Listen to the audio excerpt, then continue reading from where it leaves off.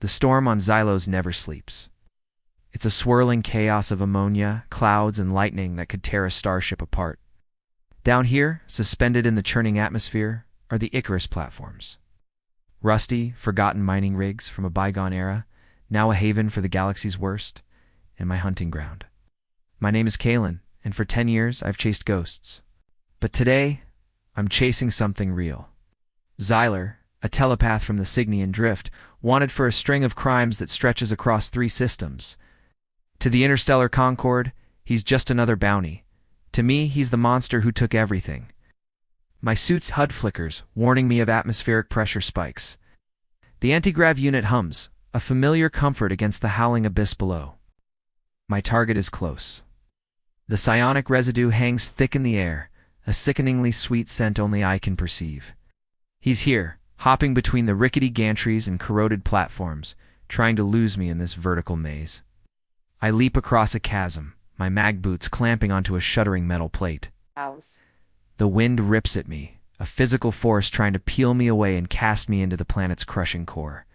A flash of movement 200 meters ahead, slender gray figure, barely visible against the storm. That's him. I raise my pulse rifle, the targeting system struggling to lock on in the tempest. I fire. The bolt of plasma sizzles through the rain, striking the walkway where he just stood. He's fast. But he's not just running, he's luring me in. As I give chase, the world around me begins to warp. The groaning metal of the platform dissolves, replaced by the quiet, sunlit streets of my homeworld, Elysia 7. I see my daughter Alara, laughing as she chases a flutterwing butterfly in our garden. My wife Lyra is on the porch, smiling, her hand shielding her eyes from the sun.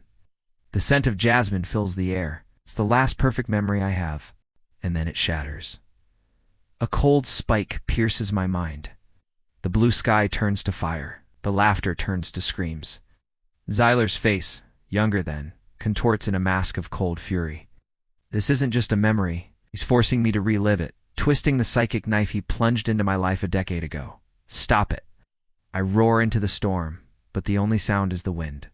The vision fades, leaving me on my knees, gasping for air on the cold, wet metal. He's using my own pain as a weapon. He wants me broken, disoriented. He wants me to make a mistake. But he's the one who made a mistake. He's reminded me of why I'm here. I push the grief down, channeling it into cold, hard resolve. I get back on my feet and sprint, my movements fueled by a decade of rage. The platforms sway violently. A lightning strike vaporizes a crane nearby, showering my path with molten debris. I don't flinch, I just keep running. He's cornered. He's reached the edge of platform Delta 7, a sheer drop into the roiling clouds below. Turns to face me, his large, dark eyes holding no fear, only a profound, unsettling sadness. He raises his hands, not in surrender, but as if to quiet the storm itself. Then the assault on my mind begins anew, but this time it's different. It's not the memory of the attack. It's the memory before the attack. I see Xyler standing before a towering obsidian figure, a creature of shadow and malice I recognize from forbidden Concord files, a Void Lord. I feel Xyler's terror, his desperation. The Void Lord's command echoes in his mind, a psychic shriek that is pure agony. Kill the family. Make the operative suffer. Break him, or your own world burns. I stumble back, my rifle lowering. I'm seeing it through his eyes. He's on Elysia 7, outside my home. He's weeping, his slender body racked with a conflict I never imagined. He didn't want to do it. He was a slave, a tool, his own free will crushed under the psychic heel of a far greater evil. The images flood my mind, the Void Lord holding Xyler's own family, his mate and his young, as leverage.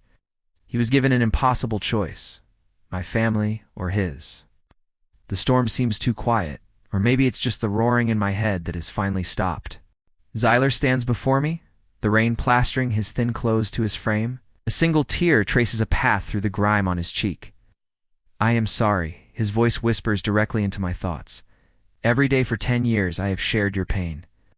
It was the price I paid for my family's survival. Never expected forgiveness. Only an end. He caused my family's death. He's a monster. But he was also a victim. The man I've hunted, the focus of all my hatred, is not the monster I created in my mind. The real monster is still out there, lurking in the shadows of the galaxy, pulling the strings. My pulse rifle feels impossibly heavy. The Concord wants him dead or alive. My entire being screams for vengeance. But what is vengeance now? Killing him won't bring my family back. It won't punish the one who gave the order. Killing him would just be ending another victim's suffering. My target is right here. Ice. My enemy is somewhere else entirely. The comms unit in my helmet crackles to life. It's my handler. Galan, report. Is the target neutralized? I look at Xyler, whose telepathic defenses are completely down. He's offering me his life, an escape from his own guilt. The bounty is worth a fortune. Enough to disappear forever. Enough to finally stop hunting. All I have to do is pull the trigger. The wind howls, waiting for my answer. For 10 years, my path was a straight line, fueled by hate. Now, it is fractured into 1,000 different possibilities, each one more impossible than the last. Do I take my revenge and kill a broken man? Or do I let him go and aim my fury at the true source of our shared tragedy? I raise my rifle again, the targeting laser cutting through the rain and settling on his chest. He closes his eyes, accepting his fate. The abyss below churns. I key my comes. Handler, I say, my voice steady despite the war raging inside me. I'm making a choice. Thank you for watching. If you enjoyed this story, make sure to like, subscribe, and hit the notification bell for more tales from the edge of the galaxy. Let me know in the comments what you think Kaylin should do. Until next time.